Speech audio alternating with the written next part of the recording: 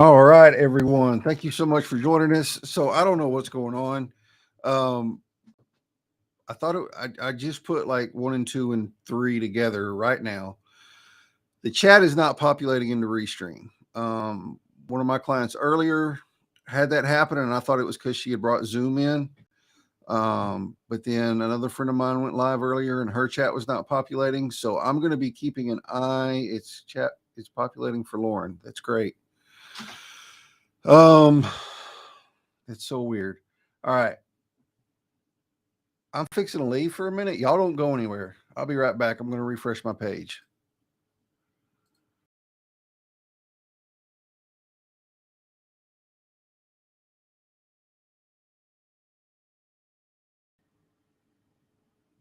Okay. It's still not doing it. So weird. Well, that's aggravating. All right. So anyway, I don't know why it's doing it. It's doing it on Lauren's side though. Her chat's populating. So anyway, technical difficulties aside, thank y'all so much for being here. My name's Chris, and this is So I Did a Thing. That's so weird. That's aggravating. So Lauren is a repeat guest. She was with me like back in November, I think, maybe. She's my business coach. I'll eventually get to where I'm going to hire her one-on-one. I went through her new business boot camp that was just absolutely mind-blowing. I learned things about running a business that I had no idea that I even needed to know. Super, super, super helpful and just helping me to make smart decisions with my money, how to allocate it, how to separate it, all the things. And she's doing a masterclass coming up. And when she reached out and asked to come on the show, it was a no-brainer to get her on here. So I'm going to bring Lauren Rilling out. Hey, Chris. Thank you so much for your kind words. Thank you for doing this. I'm really happy to be here and to get to talk with you. And yeah, I am too.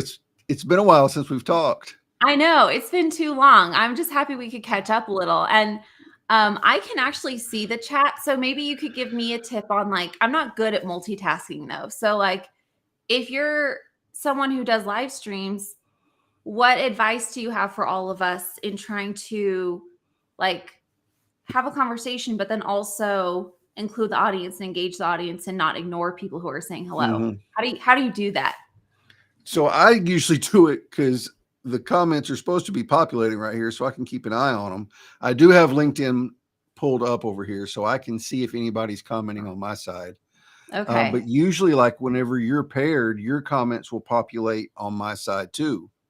Mm-hmm. So can you see all the I can see. So hi, Rob, Robin, Lisa Marie, Leslie, Robert, a LinkedIn user whose name isn't populating, Marissa, Brian. Yeah. I'm scrolling down. Robert Barry, another LinkedIn user. Yeah, like people are here. So people are saying hi. Yeah, Marissa, you're absolutely right. Hire a virtual producer. And But in the event that the virtual producer's restream is not working, then what do you do? I hope I'm not bad luck, Chris. It's like No, every no, time I this go on your happened. show, something goes I wrong. know it. So last time she was on, It's me. yeah, last time she was on, some of y'all have seen the clip I've posted a couple times of me just absolutely my mind going blank for a solid minute. Couldn't talk, couldn't string, couldn't even come up with a sentence to say. And I post that just to show that even the people that do this all the time make mistakes and stuff happens and it's all good. Lauren was my guest on that one. So when she asked me to come back on, I was like, redemption time, baby. I can do this. It's gonna be good. It's gonna be good. Robert, Yeah. you're too kind. It's not you, Lauren, it's Restream. I don't know. Yeah. My track record, I mean, Chris can attest to this, like my track record with technology is abysmal. Like I'm good with the business finances, but technology, we don't get along. I just do my best. I'm Yeah. just thankful when it works. So anyway, but yeah, Anyway, it's all yeah. good. As long as Restream's working, it's fine. Yeah. It's sort of working. It's half working. Yeah.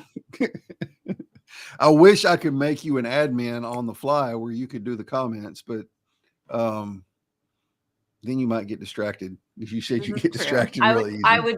Yes, I would get distracted. Okay. So tell us about the masterclass. Like you reached out to Okay. me a few weeks ago and was like, hey, we're going to do this. Mhm. First of all, it's free. Yeah, it's free. For everyone, not just me because we're friends. It's free for Not just everyone. you because we're friends. Yeah. But it's free for you too, Chris. I won't charge you just Okay. because we're friends. Okay. Thank you for that. You're welcome. Yeah, no, it's free and it's a live webinar, a masterclass, whatever. It's virtual. And yeah, the reason behind it was that there's just so many changes, rapid changes with the economy in 2023. You know this unless you live under a rock, right? Like we all feel the changes. An executive from Ford referred to the economy as murky. Murky is bad. It's bad if you're scuba diving. It's bad if you're a business owner and you're trying to see a clear path forward, right? Yep. Murky is not a good word. Jeb Blunt, who is the CEO of Sales Gravy, and he's like this big, sales guy, if you've heard of him before, but he wrote a LinkedIn post today that said, with the current economy, negotiation is back in vogue. So if you're a salesperson, AKA if you're a small business owner and you are responsible for bringing sales into your business, it's harder than it was even 6 months ago. And there are a lot of reasons for that we could get into, but everyone feels that it is generally tougher to be a business owner than it has been in the last couple of years, the COVID thing notwithstanding. But for a lot of people with online businesses, business has been really great, really prosperous and profitable for the last few years. And whoa, why aren't people repeat buying? Why are people saying my prices are too high? Why is my client list slowing down? What was working in the last couple years isn't working anymore. What's happening? The message really used to be just keep raising your prices and people will pay for it. And that's not a given anymore. Like It's all about finding ways to meet your customers' current needs, which it should always be, but you can't take it for granted. Like you have to dive into what are their needs right now and how can I serve them right now? And how can I create even more value for them right now? That's the conversation that I'm having with clients and friends and colleagues across all industries. So I think that's like the general economic environment that we need to be able to navigate. And we have to be able to do that from a financial standpoint. Your business finances have so much valuable information and insight to offer. And if you try to develop a business strategy without the financial strategy component, you don't have a real strategy. You have a strategy that is it's like riding a bicycle and you're missing a wheel or something like that. So so that's really why I decided to offer this masterclass, because I wanted to talk about stuff that's relevant right now. And that is going to be really actionable for any entrepreneur to make positive changes so that they can see their financial strategy with greater insight and have a better strategy going forward so that they can be profitable and do really well this year instead of struggling through it. Right on. Um, we were talking backstage about systems. Mm-hmm. Why do you need systems? I mean, that's a good question. Like, we hear all the time, you need to systemize this, you need to systemize that. Well, we usually hear that from people who are trying to sell a particular system, Right. right? I mean, seriously. Right. And usually it's not even always a system. It's sometimes just someone's tactic, and follow my steps and just copy and paste what I did. But really, in a business, like, you can't just copy and paste something. You need to be able to adapt. A good system will be adaptable to work for your specific business. And Mm-hmm. the thing about systems is that systems take time and effort to implement. Sometimes they take money to implement. And so creating systems, implementing systems, those are good. A good process document. I totally agree with you, Marissa. Um, and so I'm all for systems as long as it's a real system and not just a tactic that is going to be misapplied in your business and then it's just a waste of time. But but the question that we're really asking ourselves is, how do we know that this system, if I invest time and effort, because it's a pain in the butt to implement a new system, Mm-hmm. right? It's just that deep work that just you have to dedicate time to it. And what is going to be the result of that? Like, it Mm-hmm. has to either make me more money, free up more time to make more money, or it has to improve my life in a pretty significant way for it Mm-hmm. to be willing to implement. And so there's going to be different systems that are appropriate at different levels of your business development. It's not just a cookie cutter thing to develop a system. Yes, Henry Ford's system, the assembly line process, yes, and that's perfect for Ford. If you took that and tried to apply that assembly line system to a totally different industry, then it wouldn't work. So you have to find, like, Right. what are the common things about those systems? And then how do I make it work for my business? And what are the outcomes that I'm trying to achieve? Yeah. Exactly, Brian. It has to lead to your desired outcomes. So you got to be clear on what those desired outcomes are and then work backwards from there to figure out what are the most meaningful steps I can take to achieve those desired outcomes. Like, as Yeah. simple as it sounds, I think it's just so easy to get bogged down by all of these different people shouting in our ears, telling us, you need this marketing system, you need to be on this social media platform, you need to follow my 5 steps, your high ticket offer is stupid and you should offer everything for $27, or your low Right. ticket stuff isn't scalable and you need to be selling 6-figure like no. It's so overwhelming, man. And Yes. I get on calls with people all the time, even just coffee chats, and they, we get to talking about business, and they dig into what I do, and, well, have you thought about doing this? Well, I don't think. Have you thought about, is that really feasible? And it's like Mhm. everywhere you turn, everybody has their own stinking opinion about the way things should be. Yeah. Yeah, So how do you exactly. figure out where your road is? Exactly. And that's where financial clarity is so important. Like, the light bulb just comes on when you have that financial clarity in your business. So my whole thing is, and this is why I realize I'm kind of going on and on about this. Like, No, no, it's go ahead. That's why I we're I here. want I want to teach the timeless principles that can be applied in any business that are not Mhm. going to be overwhelming and expensive or really arduous or time consuming to implement, but are going to be the things that are really doable, really manageable, and create the most impact for your business. Mhm. So for me, it's things like, do you know how much cash your business needs to operate for the next 6 weeks? Mhm.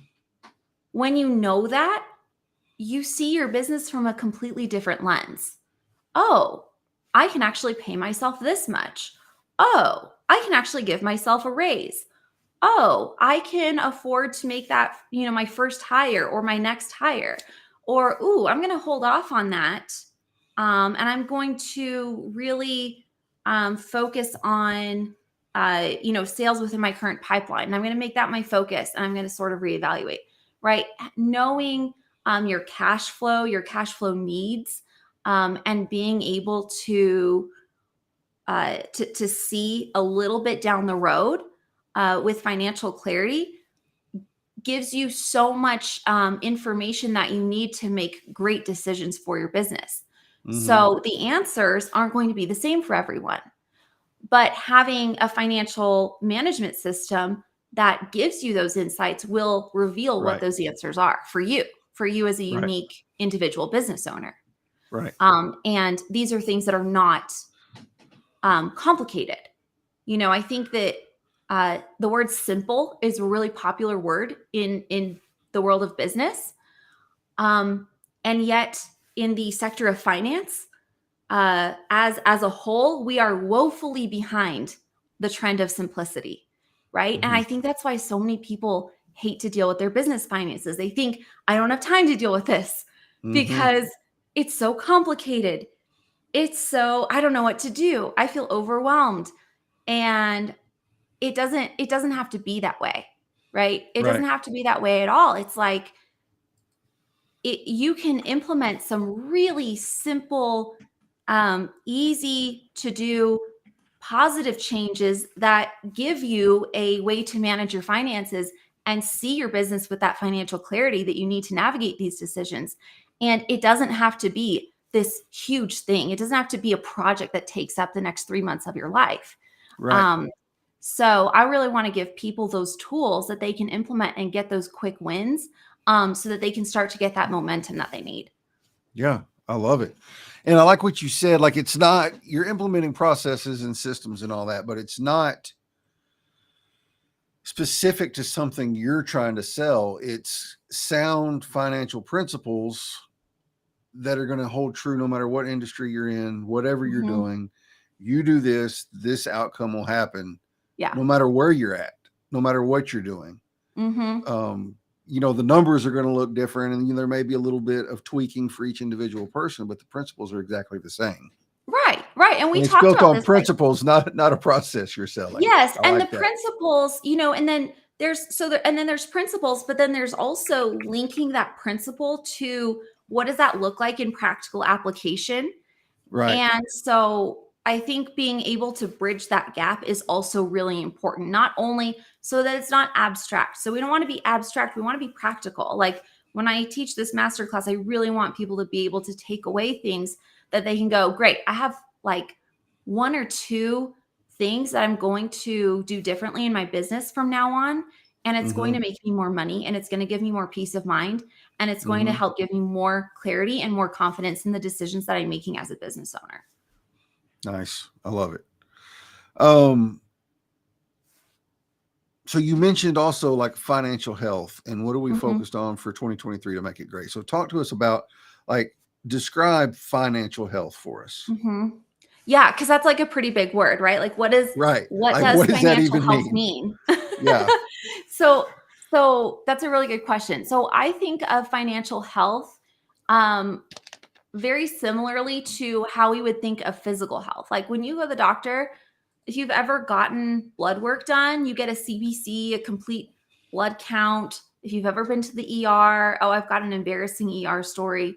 I'm like, I don't need to be here. Anyway, it was the whole thing. And I was fine, but they're like, I got the red carpet treatment, right? Like they're like, we are getting you back to a room. You're getting an EKG. We're taking a blood panel, like all this stuff. I learned more than I ever want to about blood tests. So but you get this blood test back, and like they have all of these different numbers, and you have to like Google them for them to make sense. Like, what does that mean? Right. Is that normal? Like, what is that? Right. What is that? Right. And really, like your different financial metrics that are on your profit loss statement and your balance sheet and your statement of cash flows, those are like the numbers on a CBC. And they kind of have to be translated. It's like, what does this mean? Well, in this context, this is what it means. Is this a little low? Is this a little high? How can we get to more optimal health? So it's really about what the numbers represent than the numbers themselves. Um, and so it's being able to recognize what those numbers are and what they mean, and then going, okay, this is things like how much cash do you need in your business, right? We talked about having knowing how much cash your business needs to operate for the next 6 weeks. But like, how much cash do you have at any one time in your business? How much would you need to have an emergency fund of 3 months of operating expenses plus owner pay? How much do you need to be setting aside for your taxes every month? So that taxes are like this non-event every year. Mm-hmm. I always say that tax season is for accountants, not for business owners. The only Yeah. seasons that we ought to be participating in are winter, spring, summer, and fall, and probably not even winter. So, like, tax season shouldn't even be a thing. It should Right. just be like, here are my documents, tax preparer. Like, I've already paid my taxes. It's all good to go. Like, no worries. Do you have a target for your profit for retained earnings? Because that's what you use to invest back into your business. That's what you use to build a cash reserve. You have so many more options and choices, and so much more flexibility to grow and adapt when you have retained earnings. But we have to know what those goals are and how much you need to target to have. Mm-hmm. Same with owner pay. You know, how much are you paying yourself? How much do you want to pay yourself? So we set these goals. We look at what the numbers are saying, and then we set these goals, and we work to make small changes over time to reach those targets. So Yeah. financial health, you know, the exact numbers are going to look different for everyone, but I would say, you know, those are the key indicators of financial health. Are you paying yourself what you want to be making? Are you able to take care of your taxes in a way that's not stressing you out? And the money's always there to make sure your taxes are covered. Do you have enough in cash reserves to cover you know, revenue shortfalls or an emergency or something? Like, I had a client who is a solopreneur, and she got food poisoning and was out for 2 weeks. But because she had built up the cash reserves, it didn't affect her at all. Her business operations continued. She was able to continue paying herself, and you know, life went on. So those are all the signs of financial health that we want to work to achieve. Yeah. And I know I said it earlier, but I want to go back to it. It just because it's not processes you're selling, it's just principles Yeah. that are going to make the difference. Yeah, exactly. Exactly. It's principles, and then again, how do we apply those principles in really simple and practical ways? So like, one of the things that I really like to do, I'm a really big profit first fan. I have my book here. Mm-hmm. If you guys haven't read this book, this is a great book. I think I might have shared this the last time I was on, but it's one of my like top 5 favorite business books. And this has a system for managing your cash flow. So like, basically you open up 5 bank accounts, 5 business checking accounts, right? This is an example of investing some time into implementing a system. It'll probably take 2 or 3 hours. It's a little bit of a project, right, to open up those bank accounts. But then when you know what your targets are for owner pay, taxes, you know, your profit and your operating expenses, you can take all that revenue in one account, and twice a month just transfer the appropriate amounts to your other accounts. And that's a really great way to see how you're doing, keep yourself on track, know if you're going in the right direction without having to do an analysis of all your financial reports, which that's a good important thing to do from time to time. But when you just need a quick pulse check on your business finances and you just want to keep them organized, that's a great way to manage your cash flow. Yeah. So that would be And like an example of a system that, you know, is adaptable for any business owner and will really help you, you know, achieve financial health. Yeah, and that is something I still have not done from the new business boot camp in November. Chris. I know, but like you said, it's going to be a process. Yes. And so I've got to take off work to go do that. Mm-hmm. And it's just, I don't know. It's just a pain in the butt to have to take off work to go do it. I know. I But can I know tell I you, need to do it.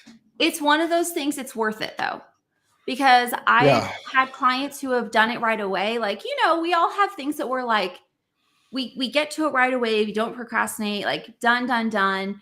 And then it's like, yes, I can enjoy the benefits of this now. And so I have clients who like get on the ball and like get it done immediately. And then I've also had clients who are like, okay, I have these things going on. And I'm like, that's fine. It's everyone is different. We all have things going on in our lives. Like I have 3 kids. Life is chaotic. Like there's grace. It's not like you have to do everything all at once.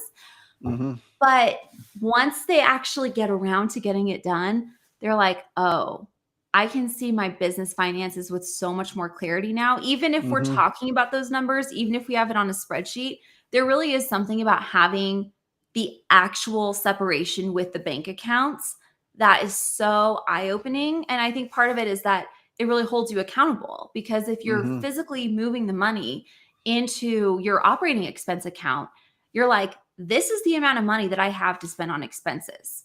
Mm-hmm. So it's Yep. definitely, and I think that's the other thing that's important to know, right? Is what's worth my time and what's not, Right. because you And can't one do thing, everything all at once. yeah, and one thing I want to touch on, just so in those 5 business accounts that you make, Mhm. only one of them has a debit card, and that's your Yeah. operating expense account. None of the other Mhm. ones have a debit card, so you can spend out of it. Right. Like I get Yes. it. I see the need for it. I just have not gone and done it yet. Yeah. I mean, it forces you to make sure that you have enough money in that account before you just go spend money. And Right. if you are going to spend more than what you have set as your budgeted amount, Mm-hmm. you have to go through that process of making that choice and moving money from your profit account away from your profit account and see that balance go down, or out of Mm-hmm. owner pay. Mm-hmm. um if any of my clients ever move money out of taxes, like, oh my gosh, like you do not want the IRS coming after you, like don't do Right. that. So it helps you to stay accountable to your choices, right? And just, Mm-hmm. and not in like a bad way of like shame on you, you like didn't stick to it. It's just you have that level of awareness and you have to be hyper intentional about your decisions. Right. Exactly. Yeah. And just to kind of like, I'm glad I haven't done it yet, because I came across some really, really, really, really good deals on some equipment I needed for my home office. Hmm. Like saved over $1,000 on what I was going to need. Nice. Yes. If I'd have had that money split up though, and I'd have been looking at it drop down, Hmm. I need it, but I don't know if I'd have been as inclined to spend it. You know what I mean? Sure. Like So I I'd have had mean, that conflict in my head of, oh my God, I need this, and I'm going to save mhm. literally thousands of dollars on it. Mhm. But then I'm going to be watching this bank account go down too. Well, So it so will I keep you from, like you said, it'll keep you from all the frivolous stuff though. from all the frivolous stuff. But I mean, that's where these strategic conversations come into play, right? Like Mm-hmm. if you have the profit to do it, then you just talk about benefits and drawbacks of that decision. Mm-hmm. And is this a need now? Could it wait? Okay. If not, what's, and it's also okay, especially like when you're starting your business, there's nothing wrong with making a personal investment, with saying I'm choosing to invest money into my company in some way, and it's going Mm-hmm. to be better in the long run, right? And even to use your cash flow forecast to say, all right, if I spend this money now, how quickly am I going to recover it? Or am I going to see an ROI on it where, yeah, I might not see my profit account grow as quickly, but I might also be okay with that. Right. Exactly. I get that. So, You're right. so it's more of a decision-making tool than it is about creating rigid rules. Mm-hmm. I like it. Does anyone have any questions before we keep going? Um, y'all got real quiet on me real quick. Y'all quit commenting. Y'all don't do that. Y'all know that makes me nervous. Um, Leslie says so never winter. I totally yeah, agree. never winter. Yeah, I know. It's from somebody who lives in Colorado. I That's know. probably why you want it to be never winter, is because it's always winter there. I go through this every January and February. I mean, it's just part Yeah. of the deal. But y'all And started getting I'm snow from in like, LA. Huh? oh, that's what it is. That's No, right. I'm I not forgot from about that. Colorado. I've lived here a decade, but I'm from LA. I think, Yeah. it's just Yeah. I can't help it. Yeah. No, exactly. And y'all start getting snow there in like October. Yeah, we don't get like a ton of snow in October. Sometimes we get a little bit of snow in October. I think we actually got a weird snowstorm this year, and we've had 2 cold freezes that one that like hit the whole country, right? There was that Mm-hmm. one, and then we got another one where it was like negative temperatures, and we don't usually get negative temperatures. Like Denver is not like the north. It usually everything melts, and we have Mm-hmm. a few sunny days, and so our winters are milder compared to like Minnesota, for example. Right. Um, but I'm not very cold hardy. So yeah, You had said something earlier too about what are we focused on for 2023 to make it a yeah, great year. yeah, yeah. And that's going to be kind of the theme of the masterclass. Is that right? Yeah, to make 2023 a year where you thrive financially. Like, what are those 5 key things that you need in your business finances to do that? So we're talking about systems, but we're talking about not like these big systems that are hard to implement or only applicable to certain businesses, but are truly things that you can start to use in your business right away. They're going to give you a lot more clarity and help you strategize and find areas of profit that you might have been missing out on before. Because Right. profit is not how much you earn; it's how much you keep. And so if that is not already optimized in your business, if you don't already have a strategy to make sure that you're keeping the maximum amount of profit that you can,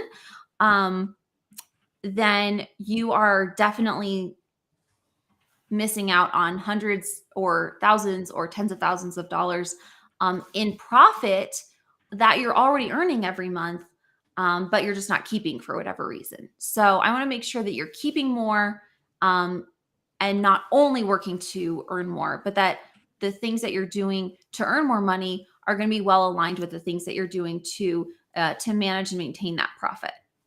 Yep. Got it. All right, y'all. I've dropped the link a few times. It doesn't show up in the chat as a link, so you've got to copy and paste that. I don't know why LinkedIn does that. But copy and paste that if you want to sign. When is it? We haven't even talked about when it is. Oh, it's February 28th. So you have some time. No, 23rd. I'm sorry. Oh, that would be bad if I told you the 20th. February 23rd.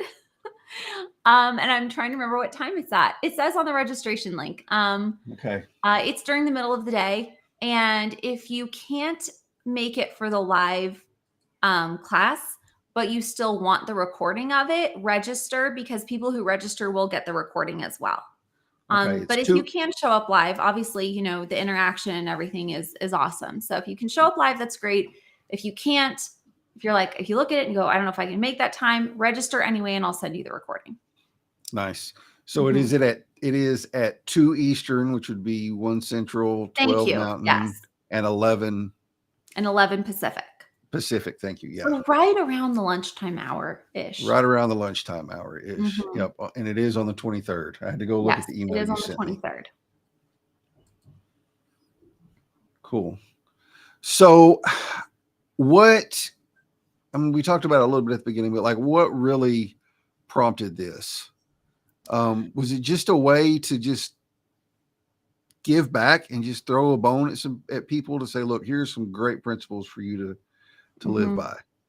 Yeah, it was really a response to just seeing the same conversations happen over and over with business owners who were thriving, who are doing really well, but they're noticing, whoa, I'm not getting this. I feel like I'm losing momentum, or that client didn't renew with me, or I raised my price and they didn't respond well to that, or my clients are telling me that they need something different. What do I do? Do I shift? Do I double down and find new clients? Like, do I create a new lower priced offer? All of these things. And so it's to address what's really happening in the economy and how to navigate that in a way that's going to be profitable and give you the tools that you need to make those decisions to be able to navigate this economic climate. And then you're going to, but it's not like just a flash in the pan trendy thing. It's like, these are things that are going to help guide you and have that financial clarity and strategy to grow profitably, no matter what the economic climate is. So it's like, just because it's raining doesn't mean we don't go in our cars and drive, right? Right. You might need to be aware of like, okay, the roads are a little more slick, so here's what we're going to do differently. But it's not like we're just going to stay home and hope that the rain stops, right? Right. So that was the impetus for it. And I'll also share some information at the end about the course that I'm offering on business finance, and we'll obviously get like a deeper dive with the course. But my goal for the masterclass is just to help people feel confident and to give them some tools to see their finances with more clarity, so that they can really find that profit and have those actionable steps that they can implement and get some quick wins. Nice. I like it. Yeah. It got busy at your house. Oh, can you hear? Yeah. Yeah. It's like time. Everyone's getting ready for bed. It's like, the chaotic time. If you have kids, Right. So. Julie Griffin was on with me last night whenever I was doing a live training. I did a live training for my boot camp last night. Live on LinkedIn. It was really cool. I broke my computer almost. Like I had it doing all kinds of stuff, but her kids were in the background doing the same thing. And they were poking their head in, photo bombing. It's the witching hour, you guys. It's 6:30 here. Yeah, it's that time that's like dinner time. Yeah. For real. So what else? Does anybody have any questions? Nobody's asked any questions that I've seen come through. I know it's hard. Well, it's hard to think of questions when you're talking about your finances. I feel like it's one thing when you run across something, but I know it's hard to come up with questions like on the spot. So if you think of questions later, as I often do, I'm usually like, rats, I had a question and I thought about it half an hour later and now it's too late. Feel free to send me a message on LinkedIn and like I can answer that. No problem. Yeah. And if you're not connected with her or following her, go follow Lauren. Like she posts a lot about financial health and how to be profitable and all kinds of really insightful, really actionable business related things. It's not just, do this to 10x your growth this month. It's really actionable things that you can put into play and see results with. So yeah, to go do that. Awesome. Hey, David Holly. What else? We're getting Brian close to time. We've got about 7 more minutes. Yeah. I know. In the car. I do too. I was actually like on a webinar the other day that I wasn't leading it. I was participating in it, but she was saying like, where do we think of all our best ideas? It's like in the shower or driving home in the car. Like it's somewhere where you're doing something, but your brain is like free to be kind of thinking about other things. Like I've started, I like to listen to podcasts when I do things like wash dishes or whatever, but I've started trying to just not have anything on. Like I'm not listening to anything while I'm doing those really mundane tasks. And then like my brain is just sort of free. And sometimes like ideas will just pop in my head or questions or things I want to find out more about. So yeah, I think there's something to that. There is. Like I have the best ideas in the shower. And I always think, I don't take long showers. It doesn't take me very long. On the nights I shave my head, it's like 15 minutes tops. Like it doesn't take me very long. So I always think, I'll remember this when I get out and I can put it in my notes app, and I never do. Like by the time I get out, I forget I even had an idea, let alone what it is, You need an Alexa. Alexa, record this idea. I do. Yeah, I do. I need to see if Siri will add a note to my notes app. Yeah. I need to play with that. I think she will. Yeah. But I'm not the tech person, so don't ask me. A long walk on trails. Yes. Leslie, where are you from? Is it like warm enough to walk on the trails? We have trails too, but I'm just like too freezing to go outside and walk right now. Yeah. I feel like also it just helps so much when you're making business decisions or really any decisions to like just give yourself a little space. Um, Mm-hmm. like give yourself a little bit of space before you make that decision. Like whatever that is, because things feel so urgent. Things can feel very urgent. And I find that if I have a decision in front of me and it feels urgent, it can probably wait. And Mm-hmm. so I will tend to make myself wait at least 24 hours before I make a decision. Good So idea. that's, just a little life wisdom on making financial decisions. Just give it 24 hours. It'll probably still be there. Yeah, right, exactly. Right. All right, Oh, y'all, a there's the Valentine link box. again. That sounds very fun. Siri will do Very that. Thank you, fun. Brian. That's good to know. If you Y'all, live in the Denver area, by the way, my sister just opened her own floral company and she just got married and she did her own floral bouquet. Like she's amazing. She's so good at as a florist. And she's doing a special Valentine's Day bouquet. And her company is called King Protea Floral Designs. And yeah, so she's got like a special Valentine's Day bouquet that she's doing. So if you need a bouquet and you live in the South Denver area, she's got you covered. awesome. So I don't know if anyone lives in Denver here, but if Yeah, you I do, don't know if we do either. Well, Lauren, had this to has give her been a plug great. because I'm just so proud of Yeah, I her had to for give her a starting her own plug. business. Yeah. This was the wedding you just went to, right? Yes, it was the wedding I just went to. Yeah, she's my only sibling. So yeah, and she's just 3 years younger than me, and she got married and in California, and it was wonderful. It was great. It was a good wedding. Nice. Very cool. Yeah. Well, Lauren, thanks for hanging out. I Thank you appreciate for it. hanging out. Yeah, this was a It's been blast. fun. It was good to chat with you again. It was good to chat with you again and not lose my train of thought. So that was really good. Yes. Um and y'all in the audience, I apologize. I couldn't get the chat on screen. I don't know why. Lauren can see the chat. I cannot see the chat. So I don't know what's going on with Restream. I'm fixing to reach out to Restream Help and just make sure they know that they have a glitch in the matrix. Oh, Leslie says she's from northern Indiana, close to Michigan. It's been upper 40s this week with sunshine, feels like early spring. Yeah. See, if it's in the upper 40s, I'm still inside. But I will say, like, I in some parts of the country, like in Colorado, if it's in the 50s, that's different from being in California and it's in the 50s. Like Yes. it feels different. Like I can handle the Mm-hmm. 50s. The 40s are a little challenging, but Mm-hmm. 50s, we're on the right track. We're okay. You can go outside at Yep. least. So Yep. I'm glad it feels like early spring for you, Leslie. I hope that continues. That's so funny. Upper 40s is like wintertime in Texas. So that's not Yes. even close to spring. That's wintertime in Texas. Yeah. In Texas, early spring is like 80. 80.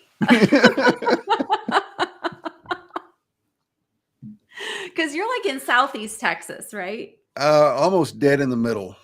Oh, okay. Almost dead in Middle. the Okay. middle. Yeah, I'm about Okay. 2 hours south of Dallas. Oh, On the gotcha. Okay. very So eastern. you still get a good amount of that heat and humidity then. Oh yeah. Oh yeah. It was 74 degrees, 73 degrees all week. And the temperature See, dropped today. Yeah. I could live with that. I could live with that. I could live with 80 degrees in the early spring, but Yeah.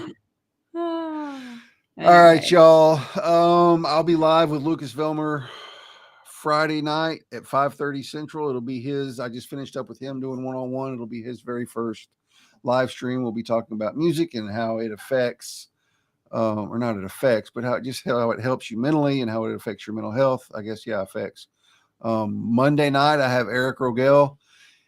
He was on the show last year too, and I've posted a few clips from that one where he talks about what it's like to being a man and living as your in your king with your wife as your queen by your side, and kind of squashes the whole idea of toxic masculinity, and what it's really like to be a man the way God created us to be. So looking forward to another great conversation with him.